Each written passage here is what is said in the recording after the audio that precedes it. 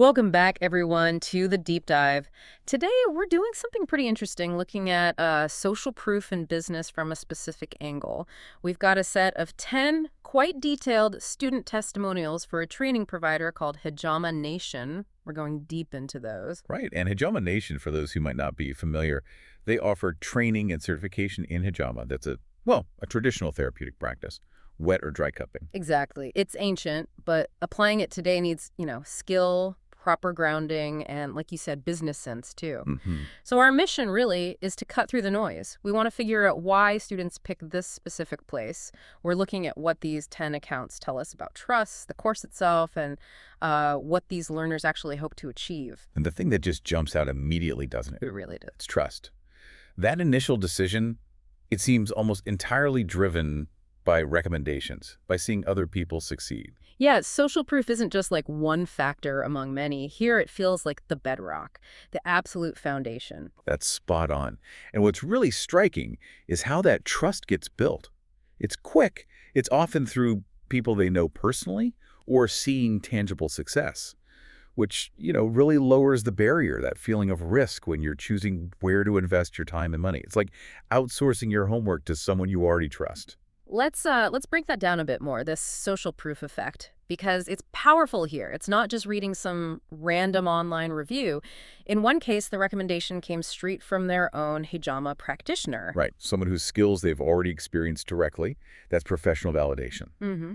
And then there's the personal side, too. We see someone mentioning a friend. This friend wasn't just trained and certified by Hijama Nation, but their actual business, quote, seems to be running well and offers impact to local community. Wow. So you see the end result, the positive impact, even before you sign up. That's compelling. So you have a practitioner you respect recommending it, and a friend who's visibly making it work. Those are big hurdles cleared. But then it goes even deeper, doesn't it? With family. Oh, absolutely. That's probably the strongest level of trust you can get. There's one account where the student says both their brother and their sister got certified through this same program. That's huge. It's like collective family approval. Exactly. It suggests this isn't just, some course they stumbled upon. It's seen as a legitimate family-endorsed path, maybe even for a career. Which makes sense because it feels like these learners aren't just browsing for any course. They're actively seeking out authority, Yeah. establishment. Yes. They want the most trustworthy option. Some mention they've been following the field, or even Hijama Nation itself, for years. The language they use really reflects that. They don't just say good, they use words like reputable. Right. We saw reputable pop up more than once. And that one quote, most trustworthy and established. In a field like Hijama, where tradition and expertise are so central, that reputation for being solid, for having history, well, that is a core part of the offering. You even see real loyalty. That one person who said they'd been following Hijama Nation since many years before they finally enrolled.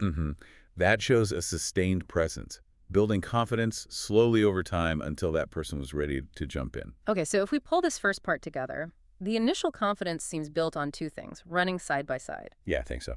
First, you've got these really powerful personal stories, friends, family practitioners succeeding. Very anecdotal, but high impact. And second, this external view of the organization as being, established, Yeah. reputable in the community, been around the block, so to speak. The trust is layered, deeply layered. Exactly. Okay, so that covers the why. The trust gets them in the door. But what about the actual course? What do they value once they're looking at the learning experience itself? Right, good question.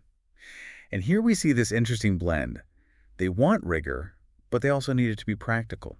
Students talk about appreciating the structured and organized curriculum. They mention knowledgeable information. There's a sense that the quality is high. And the depth seems key, too.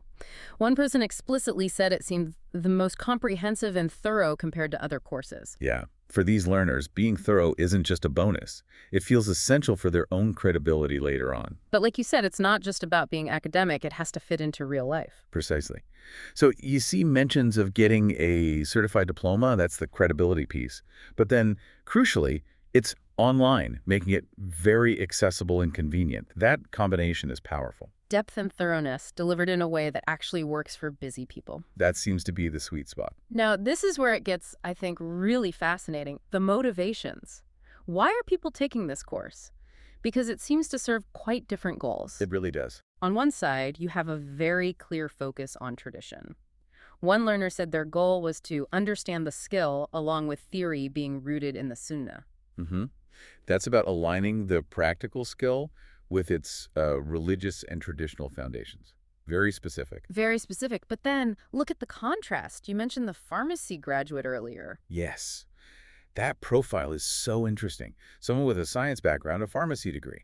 And their aim is to apply this practice within a science field, why, to support both community and gain rewards. That's a complex goal, isn't it? It's not just learning cupping, it's bridging modern science with traditional methods. Right. And doing it for community benefit, but also personal or spiritual reward. It's multi-layered. So think about the challenge for the course designers. You need content that feels authentic and traditionally grounded for one student. While also being robust and perhaps evidence-informed enough for someone coming from a scientific perspective. And somehow, based on these testimonials, it seems they managed to cater to both ends of that spectrum. That says a lot about the curriculum structure. It does. It suggests the value isn't just in the information itself, but in how it positions the learner for different kinds of application afterward, whether that's community practice or something more integrated with other professional fields. Which leads us nicely into the third major theme we saw. This isn't just about learning a skill and getting a certificate. It's about what comes after. Mm-hmm. The long game. Yeah. For many, the end goal seems to be starting a practice, maybe a business. And this is where Hijama Nation really stuck out, as one student put it. Definitely. The idea that the support doesn't just stop when the course ends seems critical. People are actively looking for that ongoing relationship after they graduate. We saw several mentions of ongoing student support during and after the course. That promise of continued help, especially if you plan to launch straight into practice, must be a huge draw. Absolutely. One person specifically highlighted that the organization was, quote, supportive to their students even after they had finished the course. It's like, you're not just buying lessons, you're buying into a support system. Yeah. A community, maybe. A partnership, almost. And it connects directly to those entrepreneurial dreams. Right. Students feel the organization is really keen on helping individuals start their own business. They're not just teaching the therapy, they're supporting the therapist as entrepreneur. And we see that ambition stated very clearly. Remember the student wanting to establish a clinic in the U.S. and get help with knowledge. Yeah, that's very specific. It's not just, I want to learn this. It's, I want to build this specific thing in this place, and I believe this course is the platform to help me do it. So that ongoing support, that business focus, it's not just a feature. It's arguably part of the core value proposition for a significant number of these students. It signals that the organization is invested in their graduates' success, which of course loops back to reputation. Successful graduates enhance the provider's standing. It becomes a virtuous cycle, like that friend whose business was running well, their success reflects back positively on the training. Exactly. Reputation builds success. Success reinforces reputation. Okay, so let's try and synthesize this. If you're a potential student considering Hijama Nation, based purely on these 10 accounts, the appeal seems to rest on 3 really solid pillars. Yeah, I think that's fair. First, there is this incredibly strong foundation of trust. It comes from recommendations, practitioners, friends, even family. Their visible success makes the choice feel safe, reduces that risk. Right. Pillar 1, trust and social proof. Pillar 2 seems to be the course itself. It's seen as comprehensive, thorough, well-structured. But also accessible, delivered online, conveniently. And it manages to satisfy both traditionally focused learners and those seeking more, say, scientific or professional integration. Quality, depth, and accessibility. Yep. And then the third pillar, which seems crucial for many, the long-term view, the ongoing support after the course finishes. Especially the focus on actually helping people start businesses, establish clinics. Yeah. It's practical, career-focused support. Moving them from student to practitioner or even business owner. Exactly. It's a pathway.